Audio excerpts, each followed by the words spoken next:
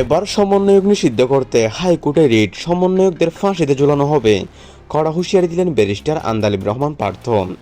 বিএনপির যুগ্ম মহাসচিব ব্যারিস্টার আন্দালিব রহমান পার্থ আজ একটি অত্যন্ত কঠোর চাঞ্চল্যকর বক্তব্য দিয়ে রাজনৈতিক অঙ্গনে ব্যাপক তোলপাড় সৃষ্টি করছেন। তিনি সরাসরি বলেছেন, সমন্বয়কদের নিষিদ্ধ করতে হাইকোর্টে রিট করা হবে এবং তাদের ফাঁসিতে ঝুলানো হবে।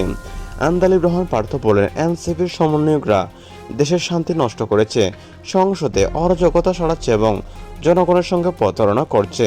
তাদের নিষিদ্ধ করার জন্য আমরা হাইকোর্টে রিট দায়ের করব। একই সঙ্গে অভিযোগ মামলা করে ফাঁসির দাবি জানাবো।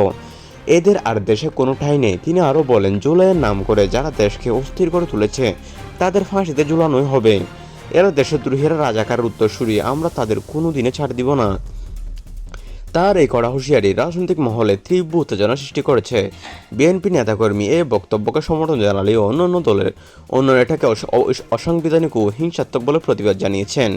এদিকে এনসিপি নেতৃত্বের পক্ষ থেকে এখনও কোনো আনুষ্ঠানিক প্রতিক্রিয়া আসেনি। সামাজিক যোগাযোগ মাধ্যমে নেটিজনদের মধ্যে চলছে তুমুল বিতর্ক। অনেকে বলছেন, আন্দালিব রহমান পার্থ ঠিকই বলেছেন, তারা সব শান্তির নষ্টের মূল, ওদের সমন্বয়করা দেশের শান্তি নষ্ট করছে।